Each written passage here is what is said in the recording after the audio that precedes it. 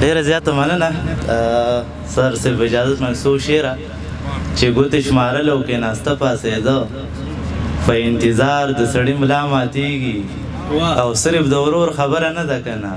په یو نیم یار د سړي ملا ماتېږي او دغه څو شعره نور چې ماته دې وګوري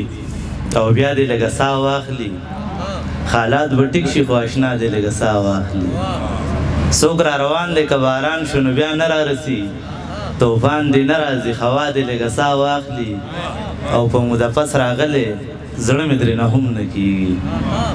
په موده پس راغلی زړه مې ترېنه هم نه کېږي اذان دې وشي خو رڼا دې لږه ساه واخلي او ورته اظهار کوم یوه مکترې بله غواړم خو بس زما د زړه درزا دې لږه ساه واخلي او خیال خو لګیا دی مزدوري کوي چې پور ختم شي بیبي ته ووایه بابا دې لږه ساه واخلي او دغه څو شعر اخري چې زه چې کله له غربته کور ته راشم ځان ته ډېر یم ملامته کور ته راشم او په دې شکر چې مې مور او پلار ژوندي دي د بیبي د برکته کور ته راشم مننه په دې شکر چې مې مور او پلار ژوندي دي د بیبي د برکته کور ته راشم او اباسین صاحب دیوالونه یې زما په شانتې وران دي زه د ځان په شان بېچته کور ته راشم دیوالونه یې زما په شانتې وران دي زه د ځان په شان بېچته کور ته راشم او کله کله راته چیغې وخي راشه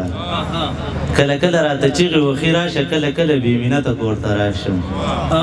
او چې زمونږ جدایي پکې راځي نو درمان صاحب چې زمونږ جدایي پکې راځي نو قسمت ووهم پلته کور ته راشم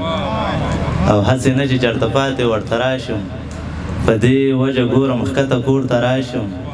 او نه مې کچ شته انور خیاله نه ښایسته یم زه په دې یم بې قیمته کور ته راشم ډېره مننه ډېره زیاته مننه کومه د میډیا والو ته خواست دی چې دلته د دې کیمرو سره نه ودرېږي هلته بیا ښکاري نه هغوی ته ښه